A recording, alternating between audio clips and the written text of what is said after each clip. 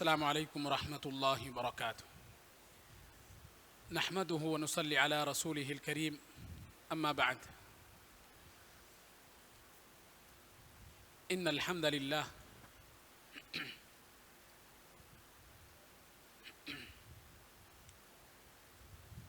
سب سے پہلے میں اللہ کی تعریف، اللہ کی کبریائی بیان کرتا ہوں کہ اس نے ہم تمام کو پیدا کر کے ایمان جیسی دولت نصیب فرمائی، اور لاکھوں کروڑوں درود و سلام ہو ہمارے نبی محمد صلی اللہ علیہ وسلم پر، جن کی کوششوں سے آج ہم اسلام کے سائے میں زندگی بسر کر رہے ہیں۔ قابل احترام سامعین،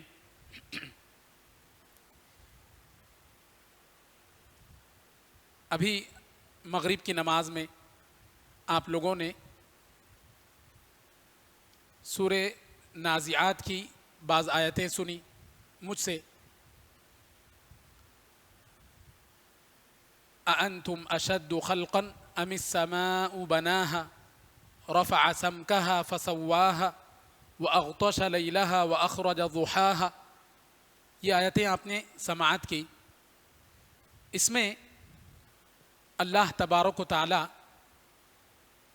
انسانیت سے، انسانوں سے خطاب کرتا ہے کہ اے انسانوں، کیا تمہارا پیدا کرنا زیادہ دشوار ہے یا آسمان کا؟ اللہ تعالیٰ نے اسے بنایا ہے۔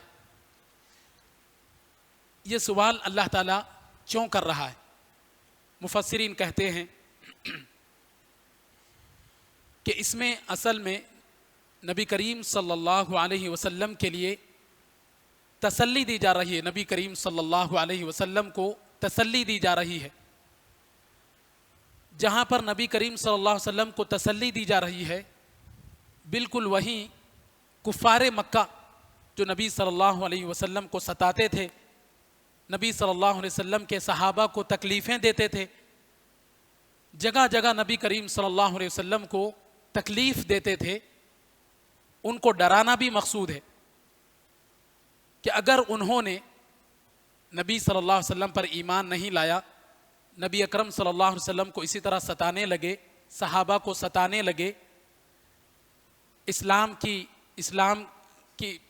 کے پھیلاؤ میں رکاوٹ بننے لگے، تو ان کا انجام بھی وہی ہوگا جو انجام فرعون کا ہوا تھا۔ فرعون بھی بہت طاقتور تھا، اور اس سے پہلے بھی قوم سمود، قوم عاد، یہ سب بڑی بڑی طاقتیں گزری۔ تو کفار مکہ سے کہا جا رہا ہے کہ اللہ تعالیٰ اتنے بڑے بڑے آسمانوں کو پیدا کرنے پہ قادر ہے، اور ان عجائبات کو جب اللہ پیدا کر سکتا ہے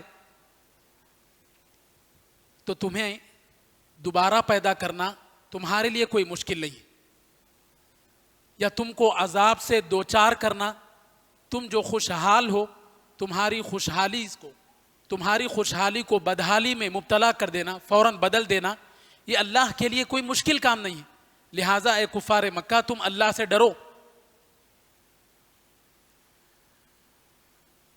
یہ پھر اللہ تعالیٰ نے آگے کہا وَأَغْطَشَ لَيْلَهَا وَأَخْرَجَ ضُحَاهَا وَالْأَرْضَ بَعْدَ ذَلِكَ دَحَاهَا، اس کی بلندی اونچی کہ پھر اس کی بلندی اونچی کی، پھر اسے ٹھیک ٹھاک کر دیا، اس کی رات کو تاریک بنایا اور اس کے دن کو نکالا، اور اس کے بعد زمین کو ہموار بچھا دیا، اس میں پانی اور چارہ نکالا، اور پہاڑوں کو مضبوط گاڑ دیا۔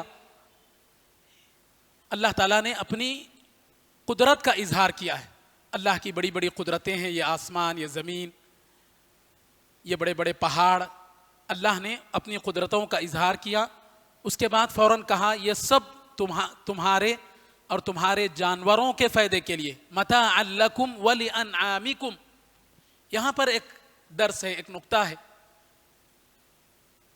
انسانوں کے لیے اللہ تعالیٰ نے، انسانوں کو فائدہ پہنچانے کے لیے سارے ذرائع اللہ تعالیٰ نے اس دنیا میں رکھے۔ تاکہ انسان لذت اٹھائے، انسان آسانی سے جیے۔ سانس لینے کے لیے ہوا کا انتظام اللہ نے کیا، صاف و شفاف ہوا، پانی پینے کے لیے اچھا پانی اللہ تعالیٰ نے انسانوں کو مہیا کیا۔ ایک انسان کی جو ضرورتیں ہوا کرتی ہیں، انسان کو جینے کے لیے جس چیز کی ضرورت ہو، وہ ساری ضرورتیں اللہ نے رکھا۔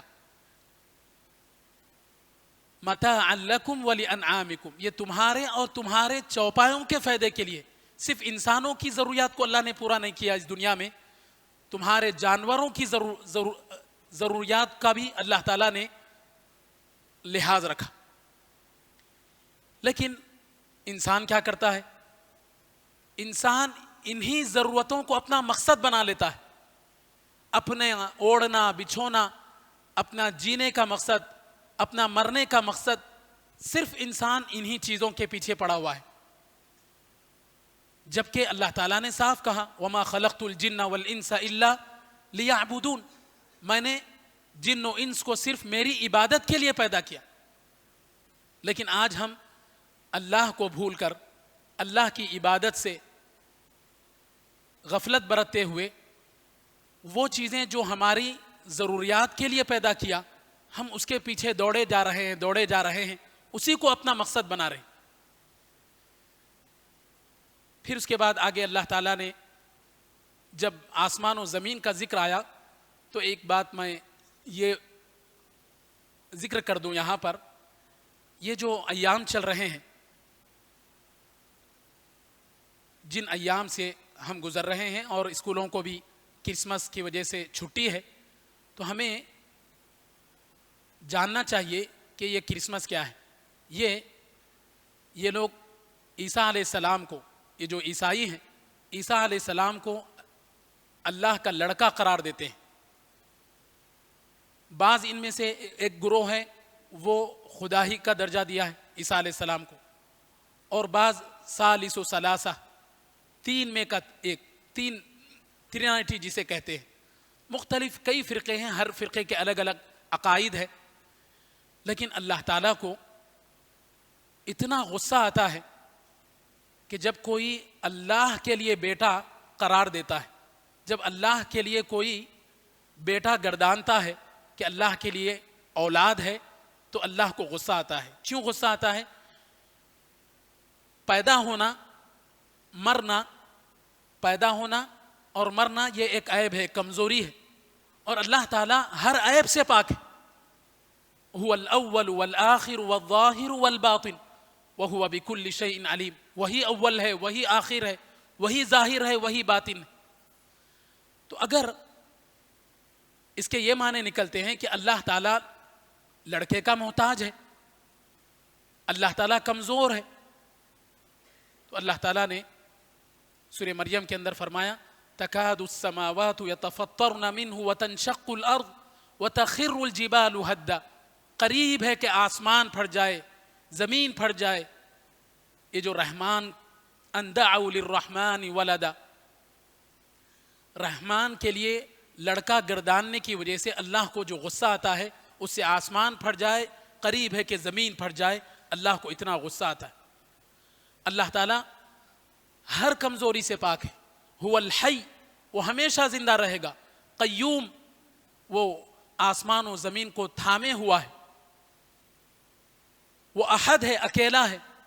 وہ صمد ہے، اللہ الصمد، وہ بے نیاز ہے، اس کو کسی چیز کی ضرورت نہیں، وہ سب کو کھلاتا ہے، اسے کھلانے کی ضرورت نہیں ہے۔ لا تأخذہ سنۃ ولا نوم، اللہ کو نہ اونگ آتی ہے نہ نیند، ساری کائنات کو اللہ تعالیٰ چلا رہا۔ یہاں پر دیکھیے اور ایک بات، اللہ تعالیٰ ان آیتوں کو ذکر کرنے کے بعد یہ جو فرمایا متاعا لکم ولانعامکم، پھر آگے کی ایک آیت ہے فَإِذَا جَاءَتِ الطَّامَّةُ الْكُبْرَى، پس جب وہ بڑی آفت قیامت آ جائے گی، جس دن انسان اپنے کیے ہوئے کاموں کو یاد کرے گا اور دیکھنے والے کے سامنے جہنم ظاہر کر دی جائے گی۔ یعنی جب قیامت آئے گی تو انسان کی آنکھیں پھٹی کی پھٹی رہ جائیں گی، اس وقت انسان یاد کرے گا۔ دوسری آیتوں میں قرآن مجید کی اور بھی بہت ساری آیتیں ہیں کہ جب انسان کو موت آتی ہے، موت کے وقت انسان اپنے پورے کیے ہوئے اعمال کو یاد کرے گا، اپنے کیے ہوئے پچھلے پورے اعمال کو یاد کرے گا، پورے سینس اس کے ذہن میں آئیں گے، ارے میں نے یہ غلط کیا، یہ غلط کیا، یہ نہ کرتا تو اچھا تھا، یہ نہ کرتا تو اچھا تھا، یہ نہ کرتا تو اچھا تھا۔ اور خاص طور پر موت کے وقت انسان کو، جیسے کہ سورہ منافقون کی آخری آیتیں اللہ تعالیٰ نے کہا، سورہ منافقون کی آخری آیتوں میں انسان کو موت کے وقت انسان سب سے پہلے جو بھاگتا ہے، اس کا خیال آتا ہے صدقہ کرنے کی طرف بھاگتا ہے کہ میں صدقہ کر لوں، اپنے مال میں سے کچھ نہ کچھ، اپنے مال میں سے میں کچھ صدقہ کر لوں۔ لیکن ایسے وقت صدقہ دینا کوئی فائدہ نہیں دے گا۔ جب انسان کے پاس صحت ہو، تندرستی ہو، طاقت ہو، جب صدقہ دینا فائدہ پہنچاتا ہے، لیکن آخری وقت انسان صدقہ دے یہ زیادہ فائدہ نہیں دیتا ہے۔ اور ایک بات، یہ جو اللہ تعالیٰ نے انسانوں کے لیے اتنے ساری ضروریات رکھا ہے، انسانوں کے جینے کے لیے اتنا خیال رکھا ہے، انسان ہے کہ انہی چیزوں کے پیچھے بھاگتا ہے، غفلت کی زندگی گزارتا ہے اور اللہ کو بھولتا ہے۔ حقیقی مقصد ایک مومن کا، ایک ایمان والے کا اللہ کو یاد کرنا، اللہ کا ذکر کرنا، اللہ کی عبادت کرنا، اللہ سے قریب ہونا، اللہ کو راضی کرنا ہونا چاہیے، اللہ کی خوشنودی ہونا چاہیے۔ لیکن انسان ہے کہ انسان کی ضروریات کے لیے جو چیزیں اللہ نے بنائی ہیں اسی کو اپنا مقصد بنایا۔ اور ایک چیز یہاں پر میں ذکر کر دوں کہ ہماری جو حالت ہے موت کے فرشتے کو لے کر، جب موت کا ذکر آیا تو میں ایک بات یہ بھی ذکر کر دوں، سب سے پہلے اس کا مخاطب میں ہوں کہ میری اور آپ کی حالت موت کے فرشتے کو لے کر کیسی ہے۔ دیکھیے، اس کی ایک مثال ہے، جب بھی ہم فریش چکن خریدنے جاتے ہیں، فریش چکن، تو مرغی کی دکان والا اس کے پاس جو جالی ہوتی ہے، جالیوں میں مرغیاں ہوتے ہیں، اس میں ہاتھ ڈالتا ہے کسی مرغی کو پکڑنے کے لیے، ذبح کرنے کے لیے۔ جیسے ہی وہ مرغی کو پکڑنے کے لیے ہاتھ ڈالتا ہے ذبح کرنے کے لیے، تو اور بھی کئی مرغیاں ادھر ادھر پھڑپھڑاتی ہوئی بھاگتی ہیں، اپنی جان بچا کر پھڑپھڑاتی ہوئی ادھر ادھر بھاگتی ہیں۔ اس کے چند سیکنڈ بعد، 1 سیکنڈ 2 سیکنڈ کے بعد، پھر جو ڈری ہوئی مرغیاں موت سے ڈری ہوئی ہوتی ہیں، موت سے ڈر کر جو 2 لمحے پہلے، 2 سیکنڈ پہلے بھاگی تھیں ادھر ادھر، پھر سے 2 سیکنڈ کے بعد پھر سے اطمینان سے پھر چارہ کھانے لگ جاتی ہے۔ تو یہاں پر ان مرغیوں کی 2 حالتیں ہیں۔ ایک حالت تو یہ کہ ڈر کر بھاگی تھی تھوڑی دیر پہلے، پھر دوسری حالت یہ ہے کہ ڈر ختم ہوا، دل سے نکل گیا ڈر، پھر اطمینان سے چارہ کھانے لگی۔ بالکل میری اور آپ تمام کی، یا آپ میں سے بعض کی ایسی حالت ہے، یہی حالت ہے کہ ہم کئی لوگوں کو مرتے ہوئے ہم نے دیکھا، اپنے ہاتھ سے جنازے اٹھائے۔ 2 سال پہلے لاک ڈاؤن بھی گزرا، کورونا میں کئی لوگ انتقال فرما گئے، اللہ ان کی مغفرت فرمائے۔ تو ہم نے کئی جنازے اٹھائے، کئی لوگوں کو ہم مرتے ہوئے دیکھا، اپنے ہاتھوں سے کئی جنازے اٹھائے، کئی لوگوں کی جنازوں میں شریک ہوئے، کئی لوگوں کو تسلیاں دی۔ جب کوئی کسی کو مرتے ہوئے دیکھتے ہیں تو ہماری بالکل وہی کیفیت ہوتی ہے جو ان مرغیوں کی ہوتی ہے کہ ہم فوراً اللہ والے بن جاتے ہیں، نمازیں پڑھنے لگتے ہیں، ذکر و اذکار کرنے لگتے ہیں، مسجدوں کی طرف رخ کرنے لگتے ہیں، جو غفلت ہم پہ طاری ہوتی ہے اس غفلت کو ہٹاتے ہیں۔ لیکن یہ کیفیت زیادہ دن تک ہمارے اوپر طاری نہیں رہتی۔ ان مرغیوں کی طرح جو 2-3 لمحے میں پھر سے چارہ کھانے لگ جاتی ہیں، بالکل اسی طریقے سے ہم پھر سے غافل ہو جاتے ہیں، پھر سے وہی غفلت کی زندگی ہم گزارنے لگتے ہیں، پھر سے وہی دنیا کے پیچھے اتنا مشغول ہو جاتے ہیں، اتنا منہمک ہو جاتے ہیں کہ اللہ کی بعض اہم فرائض، بعض چیزیں ہم سے بھی چھوٹ جاتی ہیں، بعض عبادتوں سے غفلت ہم برتتے ہیں۔ تو یہ کیفیت میری اور آپ میں سے بعض کی، یہ موت کے فرشتے کو لے کر ہماری یہ کیفیت ہے۔ اور ایک بات، جب دنیا کا ذکر اللہ تعالیٰ نے ان آیتوں میں کیا، دنیا کا ذکر بھی کیا کہ دنیا میں اللہ تعالیٰ نے انسانوں کے لیے کیا کیا بنایا، اور حضرت انسان کا بھی ذکر کیا کہ انسان کو بنانا یا پہاڑوں کو بنانا اللہ نے سوال کیا۔ تو یہ جو دنیا ہے، یہ دنیا یاد رکھیں، ہر انسان کو، چاہے انسان کتنا بھی کما لے، کتنے سال بھی، کتنی عمر بھی اس کی ہو جائے، ایک نہ ایک دن ضعیف ہو کر صحیح اسے مرنا ہی ہے۔ یہ تو طے ہے، ہر کسی کو جانا ہے۔ یہ دنیا فانی ہے، ہر کسی کو یہاں سے جانا ہے۔ دنیا کی ایک کیفیت ہے۔ دنیا کی ایک دوسری حالت یہ ہے کہ دنیا سے اگر آدمی بہت زیادہ پالے، بہت زیادہ مال حاصل کر لے، ہر قسم کا آرام و سکون بھی اسے مل جائے، تو دنیا کو وہ پا کر لذت محسوس نہیں کر سکتا، اسے اطمینان یہ دنیا نہیں دلاتی، مطمئن نہیں ہوتا وہ۔ دنیا کی ایک حالت یہ ہے، ایک کیفیت یہ ہے کہ دنیا سے آدمی خوش ہو کر نہیں مرے گا، مطمئن ہو کے نہیں مرے گا۔ ہمیشہ انسان کی فکر زیادہ کی ہوتی ہے، انسان حریص ہے۔ جیسا کہ حدیث میں ہے کہ اگر انسان کو دو وادی سونا بھی دے دیا جائے تو انسان تیسری وادی کی خواہش کرتا ہے۔ یہ انسان کے اندر یہ حرص ودیعت کر دی گئی ہے۔ کوئی بھی انسان دنیا میں ایسا نہیں مرا کہ میری پوری خواہشیں مکمل ہو گئی، میں مطمئن ہوں، ایسا کوئی انسان آج تک نہیں مرا۔ تیسری چیز پھر بھی غنیمت تھا کہ ایک انسان، یہ فکر اگر انسان کے پاس ہو کہ چلو انسان کو یہاں سے جانا ہے، یہ فکر لے کے مر جائے تو غنیمت تھا۔ لیکن ایک دنیا کی ایک تیسری کیفیت یہ ہے، دنیا کی ایک تیسری کیفیت یہ ہے